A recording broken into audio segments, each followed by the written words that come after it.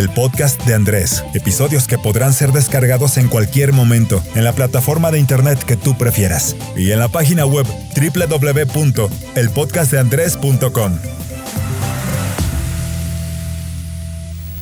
3, 2, 1, grabando. En octubre de 2019, el Ecuador atravesó por uno de los levantamientos populares más importantes de su historia. El movimiento indígena y diversos actores sociales protestaron en contra de las medidas neoliberales que adoptó el gobierno. En este episodio conversaremos con Yajaira Urresta, joven activista que perdió su ojo tras ser impactada por una bomba lacrimógena en su rostro. David Chávez, sociólogo y analista político, y Daniel Granja, máster en comunicación social y cofundador del medio Digital Voices, uno de los tantos medios de comunicación que mantuvieron informada a la población durante la protesta más importante de las últimas décadas. Muy buenas noches, amigos, amigas. Gracias por participar en este podcast que estamos discutiendo asuntos de relevancia, de coyuntura, históricos y de estructura de nuestro país. Hoy queremos hacer una especie de homenaje a las luchas de octubre del 2019 y les agradezco por haber aceptado esta invitación. Quisiera comenzar contigo, Yajaira. Tú has sido una protagonista de esta lucha, un ícono a nivel nacional, también internacional, desafortunadamente como víctima de la represión, pero ahora con una oportunidad histórica de asumir también un rol para evitar que esto ocurra en el futuro. ¿Cuál es tu reflexión? ¿Qué te motiva a participar activamente en la política? ¿Cómo te ha impactado octubre en tu vida y en tus reflexiones más profundas?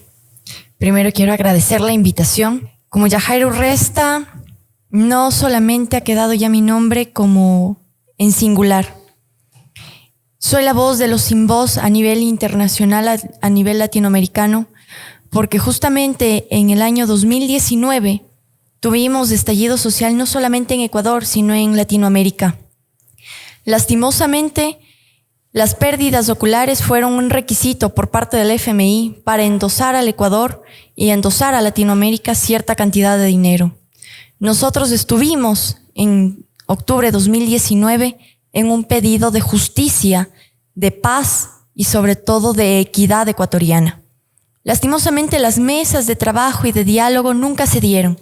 Nosotros pedíamos constantemente una comunicación estrecha con el gobierno, el mismo que salió huyendo a Guayaquil, y en medida de lo que ellos dieron una orden de fumigar, porque esa fue la orden de fumigar a todos a quienes estábamos pidiendo justicia, pues terminamos ya 180 ojos menos a nivel nacional.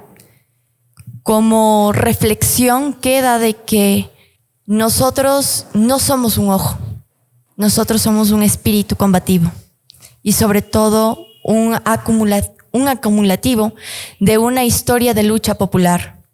El compromiso es a que tengamos un país en democracia, en libertad, y es lo que lo estamos cumpliendo. Pero lo que queremos en sí es que estos ojos sean ofrendados a la historia de nuestro país junto a ti, para que nunca más se vuelva a repetir, para que nunca más traten de enceguecernos, tratar de callarnos, mutilándonos, vejándonos y sobre todo asesinándonos. El pueblo ecuatoriano por historia ha ofrendado su vida, su sangre, por tener un país liberado. Esta vez, después de 500 años, se repitió la historia, pero estamos aún altivos, estamos aún alzando nuestra voz y te estamos apoyando a ti. Gracias, Yajaira.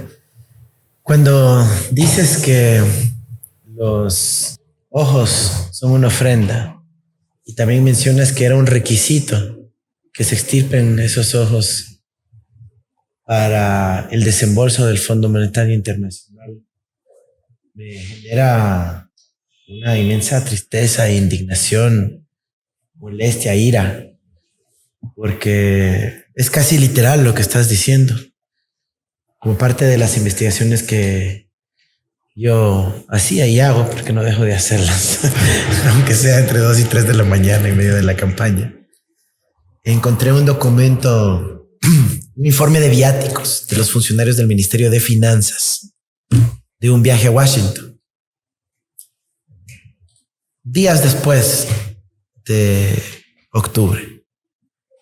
Y en ese informe de viáticos dicen que habían ya logrado perseguir, fumigar, encarcelar a quienes protagonizaron la lucha de octubre y que por ende estaban prestos a recibir los recursos de los Estados Unidos y del FMI. Y ese que es un documento, un informe de viáticos, deberá en su momento convertirse en un documento histórico para que el pueblo ecuatoriano empiece a vincular las cosas y que no empiece a analizarlos de manera aislada, sino que entienda de que ahí hay un sistema que opera y que cuando no lo puede hacer, que es la gran mayoría de veces mediante mecanismos democráticos, pues sacan las armas y atentan en contra de la población de forma directa. Creo que eso ya no puede pasar en el siglo XXI. No. ¿Qué piensas hacer tú en la asamblea como asambleísta de la patria? Primero, Andrés, nosotros junto a ti pensamos derogar como listas 1 la ley humanitaria que de humanitario absolutamente nada lo tiene. Segundo, fiscalizar justamente sus documentos en los cuales se detalla cada uno de los requisitos para fumigar a Latinoamérica. Y tercero, y la más importante, y creo que es lo emblema a nivel nacional, que es la creación de la 14ª comisión dentro de la Asamblea, comisión en la cual se va a defender los derechos humanos y se va a fiscalizar, investigar y sobre todo buscar la verdad, la justicia y la reparación, no solamente de quienes estuvimos en octubre, sino de incluso archivos que fueron quemados por parte de este gobierno, en los cuales las desapariciones forzosas, los niños en violencia, los jóvenes que han sido violentados de forma sexual.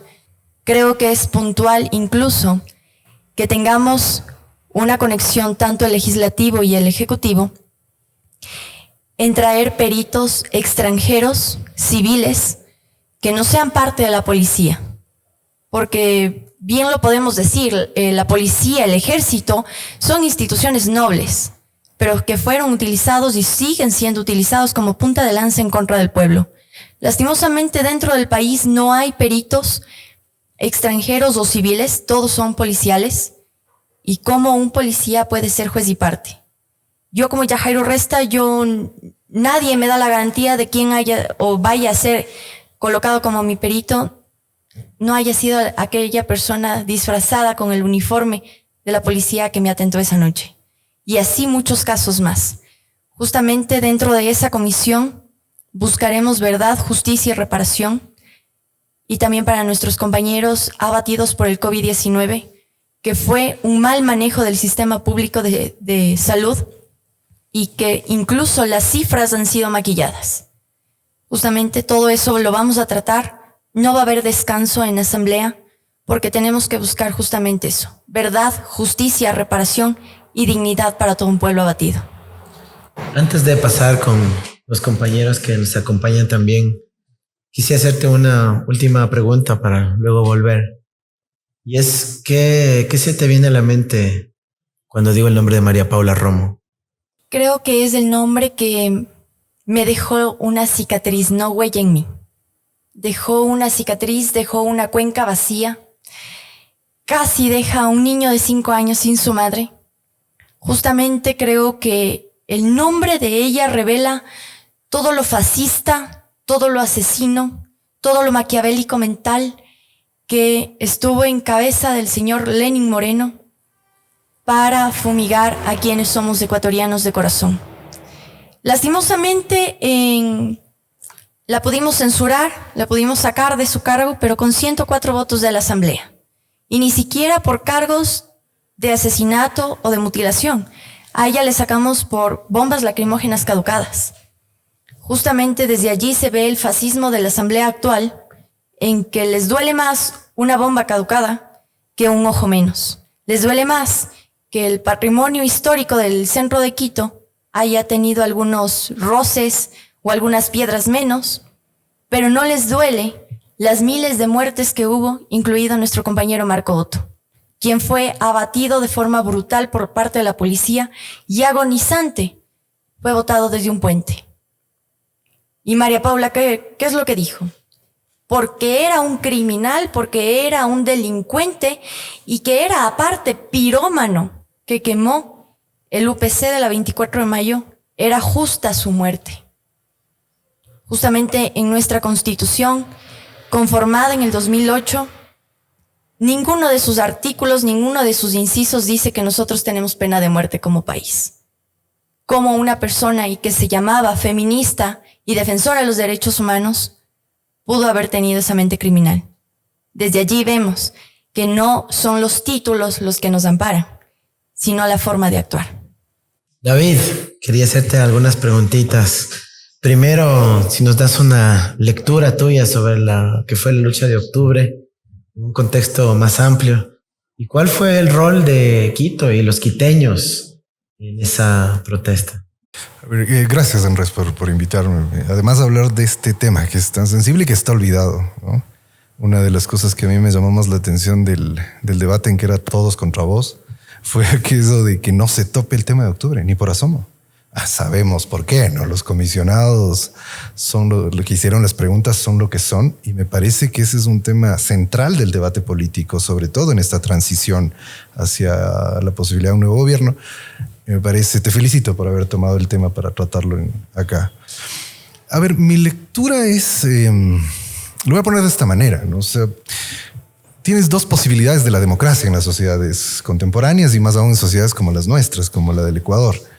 La democracia formal, que en la medida en que se va ampliando permite que haya más representación, más inclusión, etcétera, que eso es excepcional, eso no suele ocurrir en América Latina con frecuencia. Son siempre procesos excepcionales, mal vistos por las élites, populistas, no sé qué. Y la otra, que es más bien la de larga tradición en América Latina, que es la de la democracia de calle. Es decir, cuando el pueblo, al ver cerradas las posibilidades de la democracia, enclaustradas en las élites y las camarillas, decide salir a la calle a reclamar democracia. Lo de octubre fue eso, ¿no? Fue una insurrección popular como no habíamos visto en este país en muchísimo tiempo. O sea, al nivel de los levantamientos indígenas de los años 90 y de las huelgas obreras de los 80. Pero inclusive un poco más allá, que es lo que me parece interesante, porque como en mucho tiempo, que en el Ecuador creo que no habíamos visto una insurrección que tenga tan fuerte contenido de clase como el que tuvo octubre. Uno casi podía tocar con las manos el contenido de clase de esa protesta. Había claramente un sentido de hay unas élites que nos han robado la democracia, que nos están destruyendo las cuestiones más elementales de la vida y hay que salir a la calle a protestar. Y a jugarse la vida, como le pasó a varias gente, como a Yajaira, que está aquí presente, ¿no? Entonces, una protesta muy combativa, con muchas particularidades. El propio gobierno daba cifras de que alrededor de 450,000 personas se salieron a la calle. Cifras del gobierno, que ya sabemos que hay que multiplicarles por 3 por lo menos para que sean las cifras reales. Entonces, eso significa que estamos hablando fácilmente de la más grande movilización que el Ecuador ha tenido en los últimos 20 años. Y sobre lo de Quito que preguntabas, ahí yo digo, me parece que hay dos caras de lo que ocurrió en Quito, ¿no? Por un lado, esto que esa es una novedad, o sea, ni en los levantamientos indígenas de los 90, ni en las huelgas obreras de los 80 vimos eso. El levantamiento de los barrios de Quito el día sábado, el día anterior a la negociación de la CONAIE con el gobierno. Esto es inédito. O sea, varios de los analistas, quienes conocen historias, etcétera, no lo habían visto. Yo no lo había visto. Yo ya no soy tan joven y he estado en casi todas las protestas en la calle y nunca vi a los barrios populares, porque esa es la otra cosa. Los barrios populares con una identidad muy fuerte de clase saliendo a tomar las calles y a exigir la salida de Moreno, pero no solo la salida de Moreno. Es decir, la lectura que después hace el gobierno y lamentablemente a mi modo de ver también la CONAIE es equivocada del medio a la mitad. O sea, la idea de que la gente salió a protestar solo por el subsidio a los combustibles. O sea, por favor, la gente estaba protestando porque se vaya Moreno y sobre todo, lo digo además, lo subrayo, sobre todo en contra del modelo neoliberal y de las políticas del Fondo Monetario Internacional, por las que además nadie votó. O sea, por eso la gente estaba en la calle tan combativa además. Y creo que hay que subrayarlo, como lo decía hace un momento, precisamente porque como todos sabemos, vos más que nadie, Andrés, en este momento, o sea, el peor homenaje que le pueden hacer a las víctimas de octubre es que en este momento, a 3 meses de irse del gobierno, estén tratando de privatizar el Banco Central, privatizar el patrimonio público, vender todo lo que pueden. Es el peor homenaje a las víctimas de octubre. Esa desmemoria en la que el gobierno y sus aliados le han metido al país es terrible por eso. Es porque nos están haciendo olvidar el sentido fundamental de la insurrección. Y bueno, y creo que el otro lado, que también es lamentable y preocupante para todos nosotros, fue en cambio los barrios de clase media alta saliendo armados con el eslogan de vamos a matar indios, así literalmente, porque sentían que estaban amenazando sus privilegios que este gobierno representa con tanta fuerza, digámoslo así. Entonces me parece que hay esas dos caras y creo que eso es preocupante porque me parece que es un poco lo que refleja cómo está la sociedad también, ¿no? Y creo que ahí esa fisura que es difícil de resolver, digamos, es una cosa que está presente hasta ahora y va a ser uno de los temas fundamentales para el gobierno futuro, además, y para la política en el Ecuador de aquí en mucho tiempo más. Es interesante porque algunas conversaciones que tengo en el marco de la campaña, la gente habla de la división o supuesta división causada por el discurso de Rafael Correa. Y es como que octubre, las medidas neoliberales, las políticas represivas, la destrucción de un Estado social no hayan existido. Como que octubre no ocurrió. Es como que quieren borrarlo de la memoria, del registro histórico. ¿Cómo ves tú el rol de los medios de comunicación, Daniel? Por ejemplo, episodios como la censura a los medios de comunicación nacionales e internacionales en territorio ecuatoriano. Para mí, un paradigma de todo lo que ocurrió en esa época fue el cacerolazo y cómo fue concebido. Bueno, muchas gracias por la invitación, Andrés. Siempre es un gusto estos espacios, sobre todo de memoria histórica y de reflexión.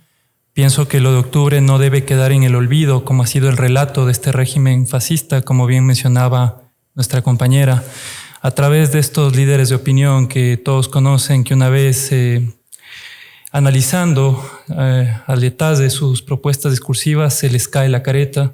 Y es como tú mencionabas, cuando habían estos cacerolazos, el discurso era que era a favor del gobierno, cuando en realidad las personas que estuvimos palpando incluso del lado de la ciudadanía, chupando gas, esquivando balas, pudimos medir esta insurrección popular, esta insurrección de los humildes, y la gente pedía a través de estos cacerolazos justicia, que se derogue esta medida neoliberal, este modelo que no fue votado en las elecciones de 2017, al contrario, era una continuidad de un gobierno progresista.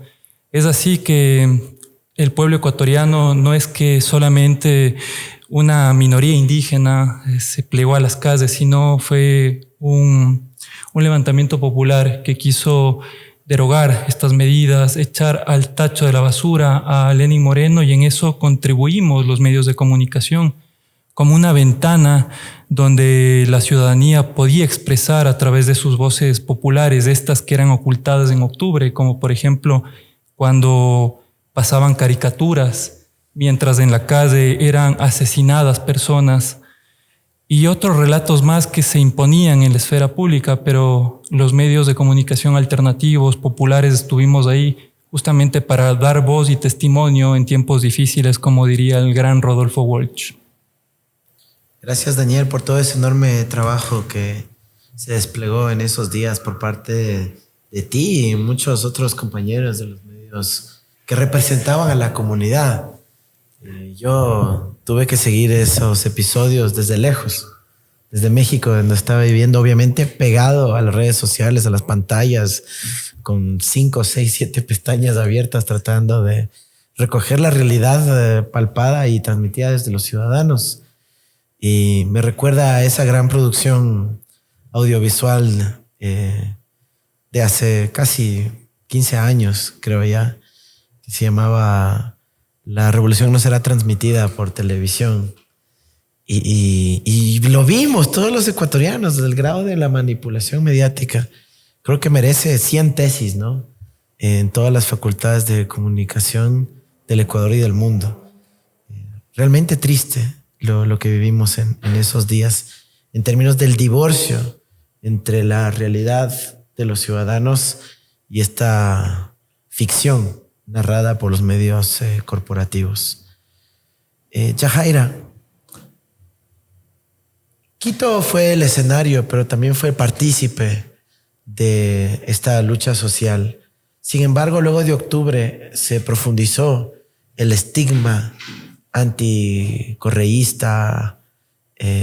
Digamos, hubo una fuerza anticorreísta que estigmatizó a quienes defendíamos las ideas del progresismo, de la justicia social.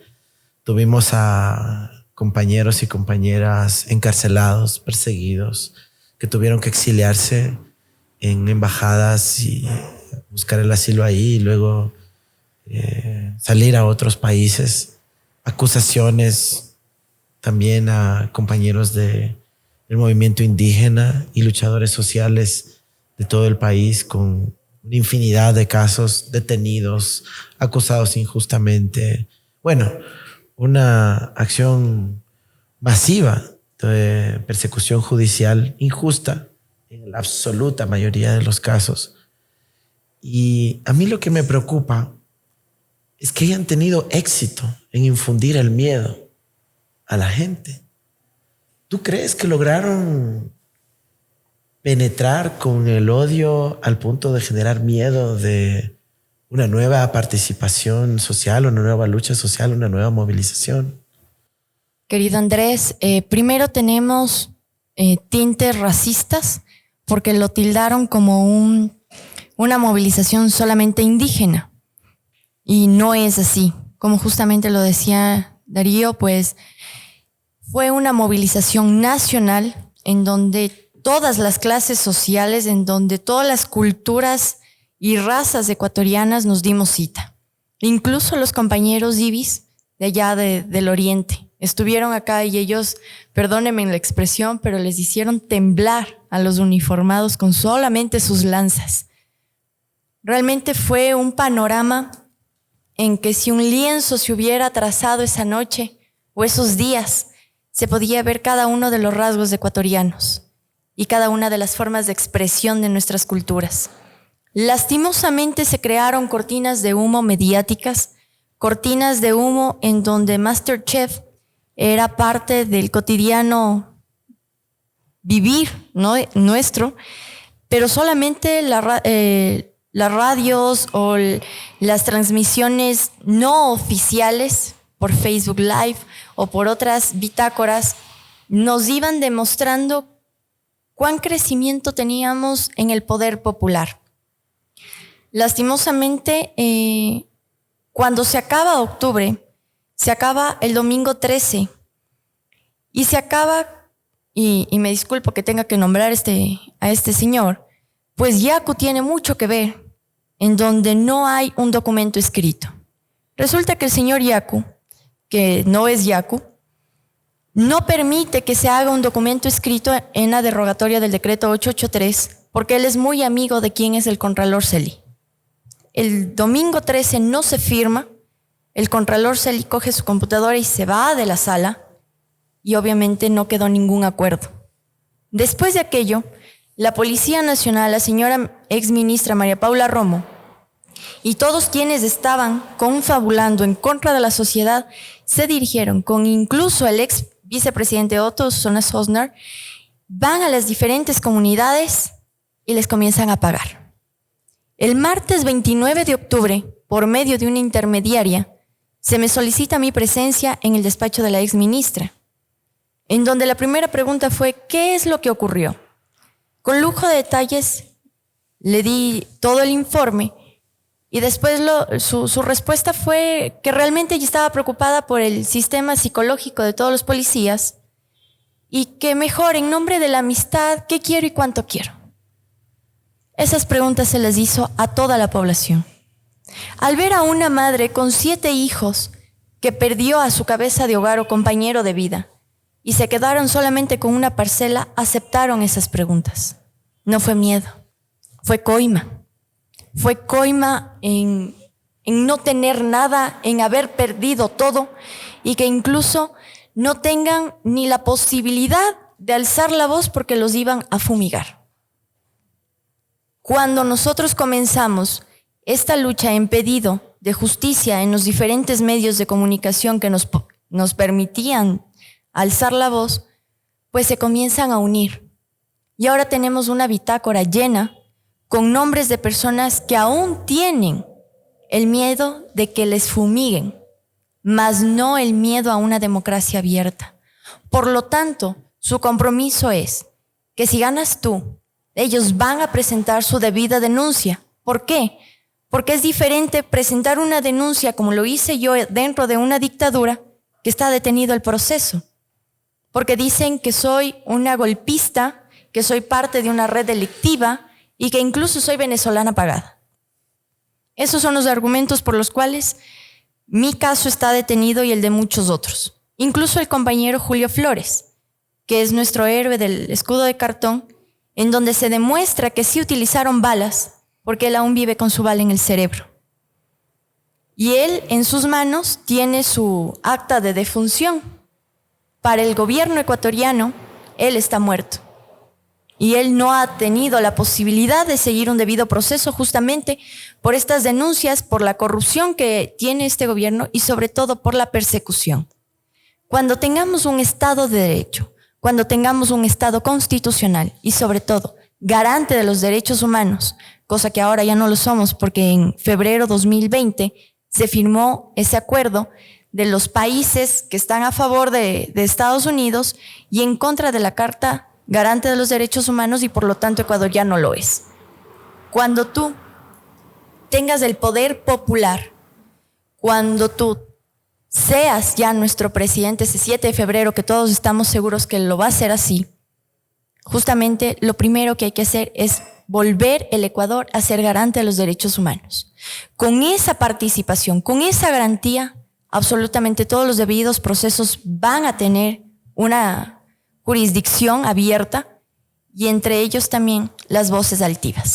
Gracias, Yajaira, nuevamente por esos testimonios que nos vuelven a llenar de dolor, de ira, pero también de esperanza, de que sí vamos a poder lograr esa verdad, esa justicia y esa reparación, que son nada más que nuestros derechos, que se conozca la realidad para la posteridad y para que nuestros hijos no cometan esos errores en los cuales tristemente hemos incurrido en esta generación vendida tristemente a unos banqueros. David, ¿cómo evitar un nuevo episodio como el de octubre en un contexto todavía fregado en la región, en un escenario de pandemia, donde la corrupción de los poderes fácticos sigue vigente? Ahora estamos viviendo un episodio muy doloroso para todos, como es la distribución de las pocas vacunas que llegaron. Absoluta impunidad de quienes actúan a cargo del Estado. Siguen, como tú bien decías, en las privatizaciones de última hora. ¿Dónde está el estallido social? ¿O es que acaso la única esperanza es la opción electoral? A ver, yo creo que sí, pues en este momento la gente está concentrada en las elecciones, a veces sin mucho convencimiento, alguna gente, pero la ve como la vía y eso tiene una razón. Y el problema es que octubre fue en términos de insurrección una cosa impresionante, todo lo que ya hemos dicho. Además, simbólicamente fue una cosa, estuvo llena de unos símbolos insurreccionales, políticos, hasta revolucionarios muy importantes. Volvió, y eso quería decir que si bien es cierto que, como decía la Yajaira, no es que fue una movilización solo y exclusivamente del movimiento indígena, pero lo que no podemos hacer tampoco es desconocer la centralidad que el movimiento indígena tuvo en darle dirección política a la movilización. Recuperó lo que ha sido la tradición del movimiento indígena, a la que le debemos un montón, de tener esa capacidad por su estructura organizada, por su capacidad de lucha en la calle, de dirigir la movilización social, y creo que eso hay que reconocerlo. Es indiscutiblemente un gran momento del movimiento indígena. Pero el problema es que a la vuelta de la esquina, en cambio, la negociación rompió la posibilidad de que la gente mire la negociación, quiero decir, de la CONAIE con el gobierno, rompió la posibilidad de que la gente mire en la protesta en la calle la posibilidad de cambiar las cosas. Pero claro, al no ocurrir eso, con todo esto tan interesante y tan importante que fue la movilización, el problema es que al final de cuentas, cuando uno saca las cuentas, fue una derrota. Yo decía en los primeros días de octubre, es una victoria pírrica, o sea, para la dimensión de la movilización, con la represión de en medio, porque ese es otro factor que habría también que decir con mucha fuerza. En octubre vivimos un grado de represión que no habíamos vivido en este país en muchísimo tiempo. Y entonces, con todo eso, yo decía, en octubre tuvimos una victoria pírrica, o sea, ganamos casi nada con un costo altísimo en términos de vidas humanas, de mutilaciones, de detenidos, etcétera.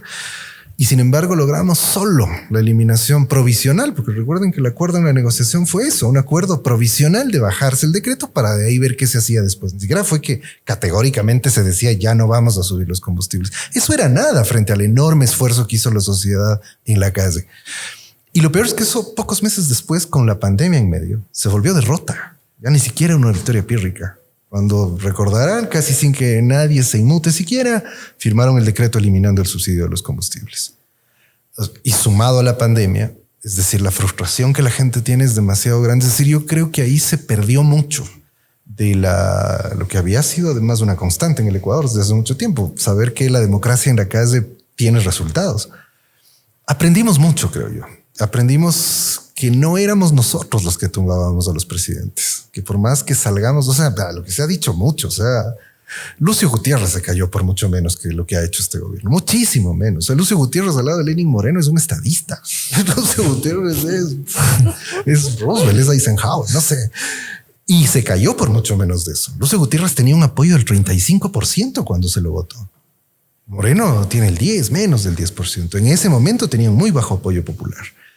Y ahí está otro detalle que me parece importante para la discusión política, amigos y amigas. Este gobierno ha concentrado muchísimo poder. Es increíble. O sea, es un gobierno que no los títeres que están al frente, pero quienes han estado detrás de este gobierno, las élites políticas, las élites económicas, las élites mediáticas, han concentrado muchísimo poder y en octubre lo mostraron. O sea, fueron capaces de aguantarse 13 días de una protesta enorme, de reprimir sin ningún miramiento, como ya lo ha relatado Jaira con mucha acuciosidad, y sin embargo se aguantaron y no se fueron y no recularon sino hasta el final.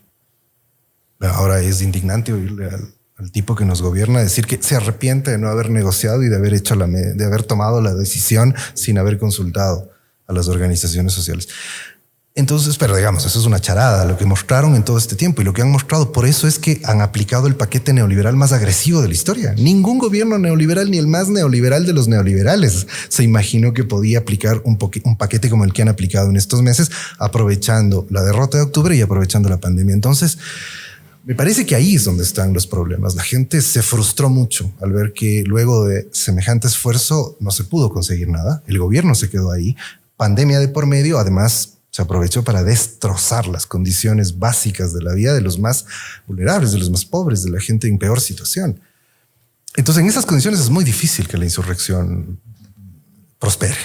Daniel, ¿cómo va a ser la cobertura de las elecciones del 7 de febrero? Que en la superficie tienen un aire de, digamos, que se están llevando a cabo conforme a lo establecido, pero quienes estamos dentro de ese proceso sabemos toda la maraña de problemas, acusaciones de fraude, riesgos de que no se realicen las elecciones, hasta la misma posibilidad de que incluso de darse una victoria popular el 7 de febrero, hayan fuerzas que impidan que esa victoria se cristalice en un mandato democrático. ¿Cómo están preparando los medios de comunicación la cobertura del 7 de febrero y los días que siguen inmediatamente, que seguramente serán de tensión, ¿no? En medio de un gobierno de facto que tiene que ir saliendo, pero que buscará incluso después de su derrota resistir a toda costa, proteger sus espacios de poder de las élites que han logrado en estos tiempos. A ver, nosotros a través de la elección de octubre creo que hemos creado solidaridades con medios de comunicación alternativos.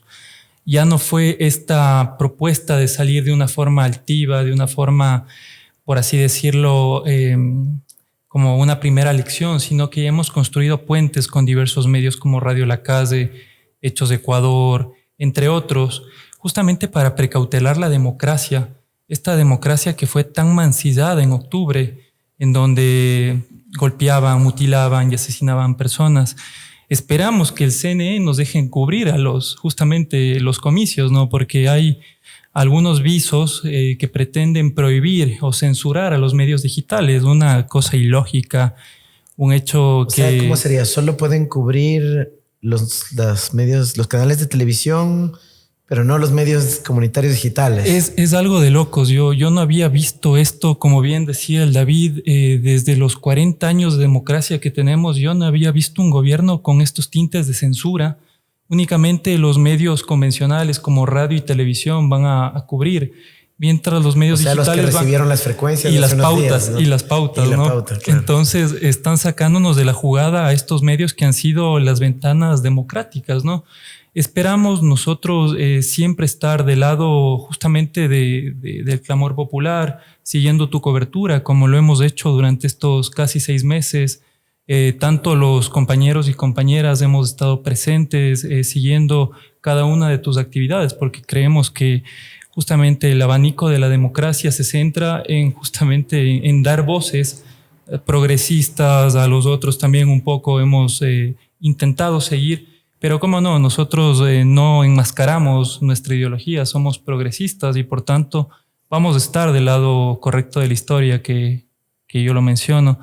Esperamos, Andrés, que nos dejen, que no nos clausuren, no nos censuren este derecho que es la comunicación, que les queda muy grande este gobierno. Para ellos solamente son privatizaciones como el hecho mismo que han sido destruir los medios públicos, que lo hicieron a través de Michelena, quien no recuerda la época que fue correísta, ¿no? Donde él embanderaba la comunicación como un servicio social. Ahora para él son las corporaciones y sus beneficios personales, ¿no? Una pregunta muy puntual. ¿Cómo piensan los medios digitales combatir esta censura, esta prohibición de que no puedan hacer la cobertura en los centros de transmisión de resultados?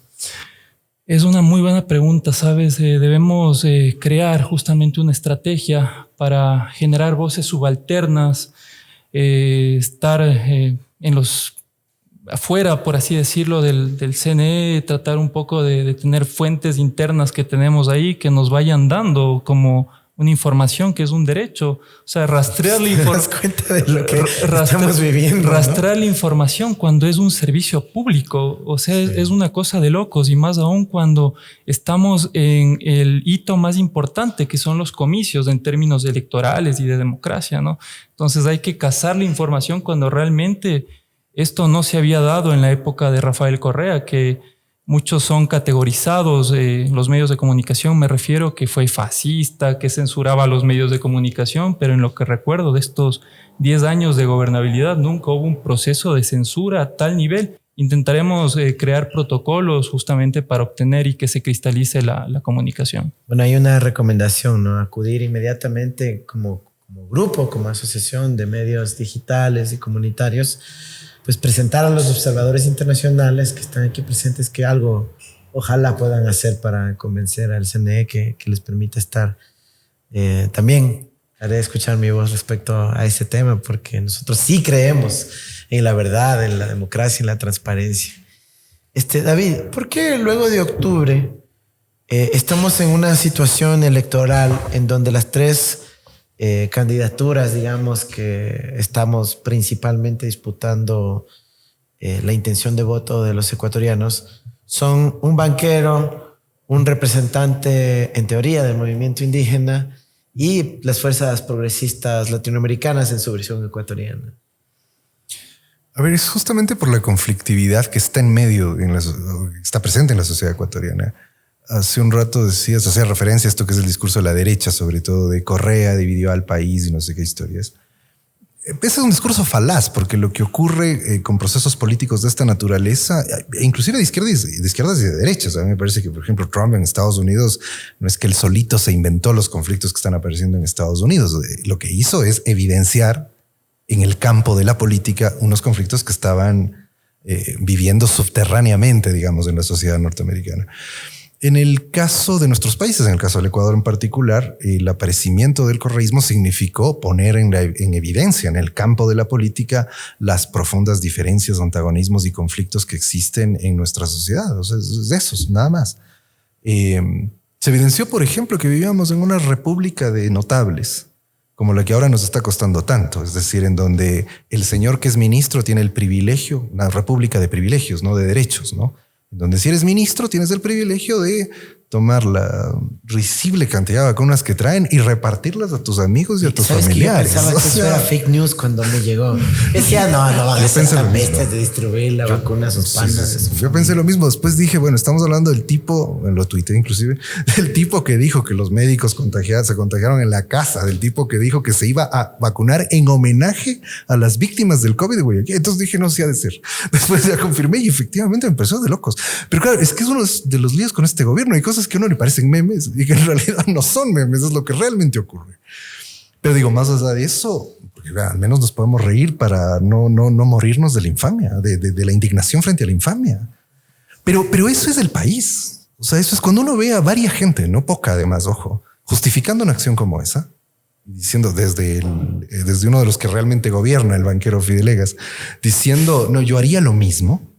Ahí tenemos un grave problema como sociedad.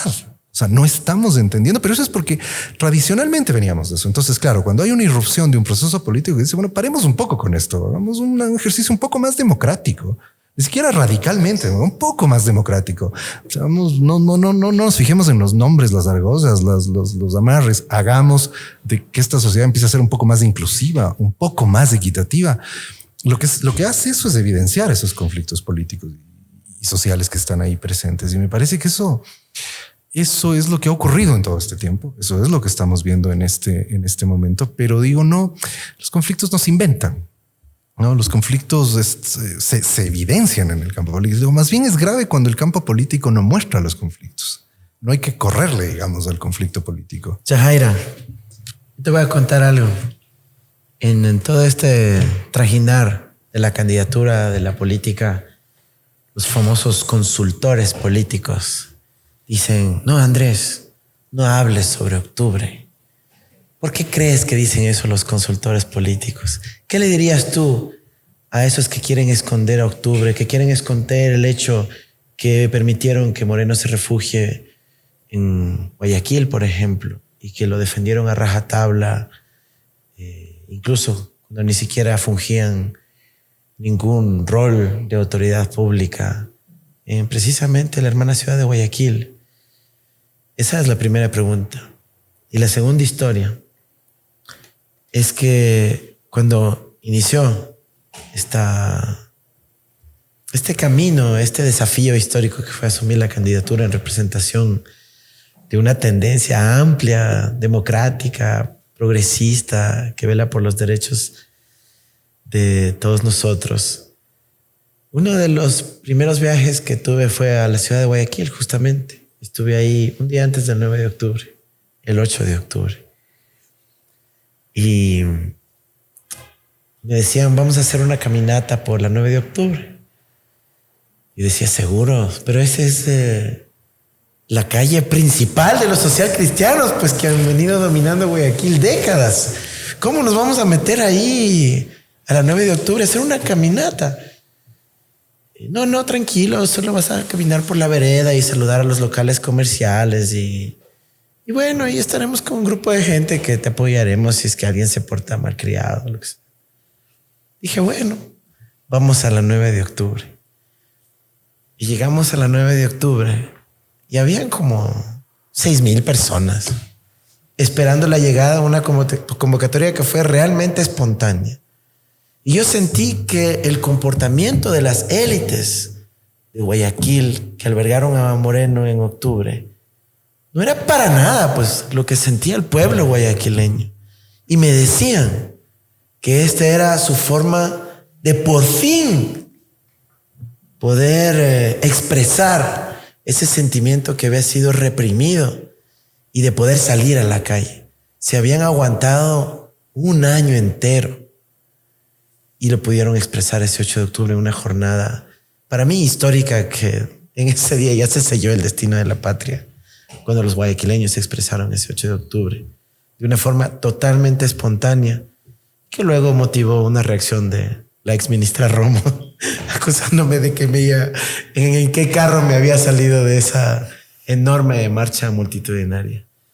Pero, ¿qué les dirías tú a esa gente que dice no hables de octubre y que quieren seguir escondiéndolo debajo de la alfombra? Realmente te dicen que no tomes como punta de lanza de esta lucha a octubre, porque obviamente primero son 3 cosas muy claras. La primera, quieren que tú des la oportunidad a otro de embanderarse del tema, persona que no estuvo con nosotros, persona que no es grata para ni siquiera el pueblo indígena. Segundo, para que si en algún momento tú lo topes, seas parte y cómplice, porque el que calla otorga. Y número 3, porque eres un joven preparado, porque eres un joven altivo, que obviamente también quieren callar tu voz, porque piensan o creen que octubre mueve masas, pero masas negativas. Y no es así. Octubre mueve el sentimiento más profundo del país. Cuando tú vas a cualquier lugar del país y dices, estuve en octubre, luchamos en octubre, la gente se llena de nostalgia, de dolor, y el espíritu se mueve. Y justamente eso es lo que no quieren. Que tú alces sentimientos, que tú alces un espíritu de esperanza, como es justamente tu campaña. De la misma manera con que tú tienes una historia muy potente para nosotros los ecuatorianos, pero que tú fuiste el protagonista. Marcar sobre todo a las mujeres y en el rostro es durísimo. El saber de que te estoy conversando y no sé si mi prótesis se mueve. El estar en tu campaña y defenderla. Pero a veces sentir de que mi cuenca del ojo se seca. No solamente eso le pasa a Yajaira, le pasa a muchos compañeros. Y que incluso las prótesis dentro de este estado se están tomando como un sistema suntuoso o vanidoso para todos nosotros. Y hay más de 100 compañeros que no tienen prótesis y sus cuencas están vacías, secas, y han tenido que coserles los párpados. Nos intentaron marcar de la misma manera con que se marca el ganado e identificarnos de dónde somos. Pero eso a nosotros es un emblema. Y esa marca se llama progresismo. Y esa marca se llama ser patriota. Y si algún momento, me disculpo ante ti y ante todos los compañeros, si algún momento mi prótesis no se mueve, lo único que sé es que mi corazón palpita por mi país, a pesar de que mi ojo no te vea por el lado izquierdo. Increíble, Yajaira. Estoy tan orgulloso de ti y de que vayas a representarnos a los quiteños y a los ecuatorianos en esta Asamblea de la Esperanza. Muchísimas gracias. Aquí concluye el podcast.